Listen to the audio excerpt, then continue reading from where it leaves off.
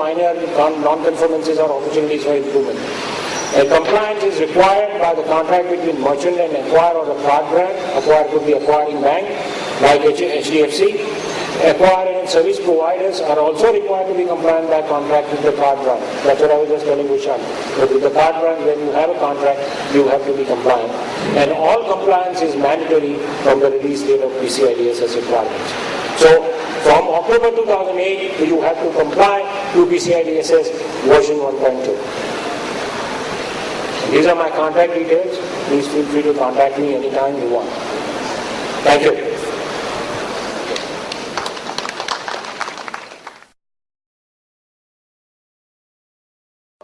Ajit's presentation. Yeah. I'm basically came from Akola and I attended from Hotel Jasnagra. I'm basically from Hotel Jasnagra, the accountants. Which one? Hotel Jasnagra in Akola. Okay. So the question is that you told me that regarding the service, there is issuer, then the merchant and the service provider. The thing is that 2 days, 3 days before the incident happened in our hotel, the thing is that when I'm taking the card from the customer, the guest, at the time the thing is that the user and the service provider, they are getting, then the miscommunication is going on at the time. The thing is that I swept the card. At the time when the service provider, when I said the amount, something 1,000 rupees amount we are accepting in the credit card, the incident is going on that the customer getting the message that he will deduct the amount from their account. And we have not received the amount from the customer at the time. So we are getting the communication with the bank, the customer getting the communication with the bank, and the service provider, I don't think so we're getting the service provider. The customer not satisfied and automatically he told me that the amount will be deducted from you. So he will not pay me the amount. And the thing is that when we are getting the settlement of the report, the amount should not be displayed on the screen. So at that incident, what should we have to do for this? See, one thing, I don't know whether these were the legitimate transactions. Legitimate transaction means I taking the room's bill of the customer. When I sweep the card, I take the 1,000 rupees amount and the card getting the message that it's a declined card. Then I put it together, but customer getting the message that... No, but when you got the message that the credit card transaction has been denied. That declined. Yes. So there could be two things. One is possibly he has exceeded his limits. Like every card has a limit, 100,000 rupees, $10,000, whatever. Yeah. Now if he has exceeded, he will not be able to, the transaction won't go through. But thing is that the customers are already getting the message that the amount should be deducted from your account. Amount should be? Deducted that account, from their account, the customer's account. Maybe we take this offline, but I think it is, there could be two possibilities I can think. One is definitely if he has exceeded his limit, this will get declined, or their card must have expired. I tell you, what happens is that even if your existing card, if you have, say, the expiry is 10/2009. Now, the moment you go, the credit card number has not changed, nothing has changed, they will renew it and then send you a new credit card. But if you do not activate your new credit card and you try to position it, even with the same number, it will not, the transaction will not go through. So there could be several reasons. It may not be, this has nothing to do with the breach. It is that guest getting the recommended that 1,000 rupees is already put in a packet. That is not a thing. Yeah, but Let me go there. Because he told him that my balance is my 10,000 rupees and now it is 9,000 rupees. He communicated with the bank that I settle my report, I getting the settlement of the report and I showing him that. The bank told me that give me the Xerox copy of this and what should happen, I don't know. The customer calling me daily. And what happens is that I don't know which bank and what credit card they are using. Now Citibank typically sends you an SMS that above certain value, if the card is swiped, immediately you get that an SMS. So you must tell your customer to get that facility activated. That when they swipe the card, immediately they should get an SMS that so and so much, it's a kind of an alert that yes, this particular transaction has been debited to your credit card. Now, there could be many times if it is not read at that point in time, but bank may have already got that particular transactions validated and gone through.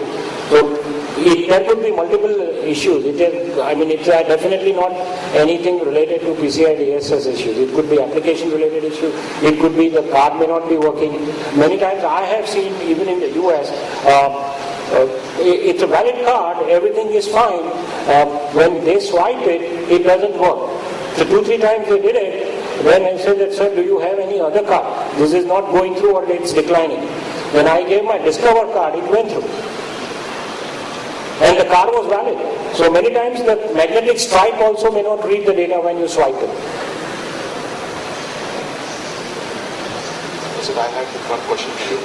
Yeah.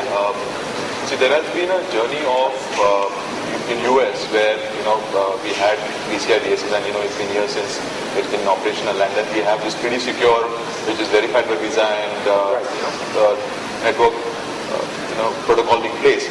Now, while RBI has mandated in India, where all the banks have complied to the 3D secure authentication, which is second factor authentication for card not present, we still have some way to go in terms of the US industries and US banks to actually comply.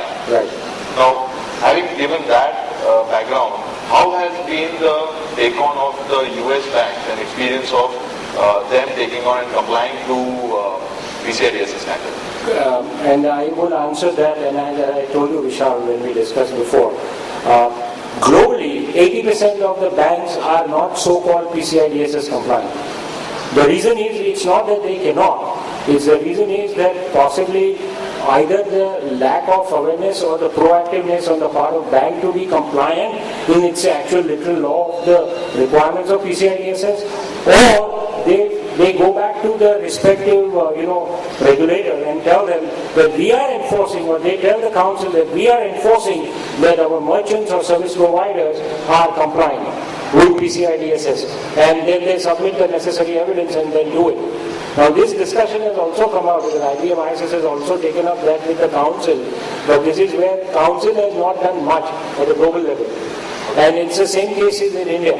So in India, actually the big daddy is RBI. So if RBI says that no, notwithstanding what PCI DSS council says, you guys have to be compliant, then you tell me how many banks would line up to do that. Now I'm waiting for that thing to come out from RBI. So we'll have more Q&As afterwards. I'll just take one. Yeah. See, when any card when we are authenticating, there are two major methods. One is your IP number, internet PIN number. Second is your CVV number. When the internet PIN number is communicated to the, but that CVV number is printed just behind the card, and many of the people, they even don't know that it is the CVV number and it can be used for a transaction. Right. What is the reason why CVV number is printed behind the card, and what the PCI DSS suggests? Because any standard they mention the method how the password is communicated to user. That is one of the clause.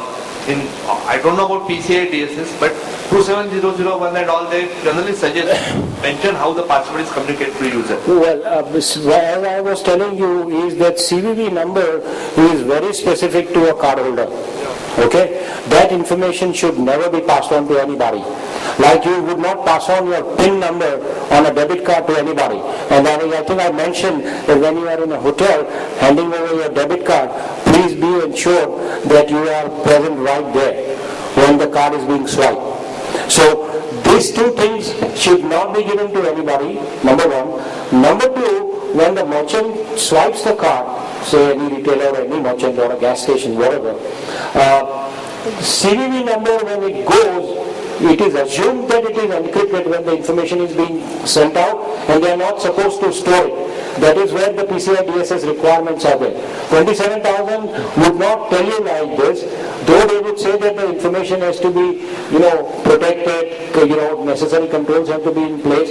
But this particular area, two areas like PIN number for debit card and CVV number for the credit card have to be heavily secured. You should not share with anybody. They are not, your CVV number is just printed behind your card. But the card is with you. So I just want to give an additional update on that, which is that just to overcome that vulnerability, that you have that number visible on your back of your card. Now, apart from CVV number, for any card not present transactions on the net,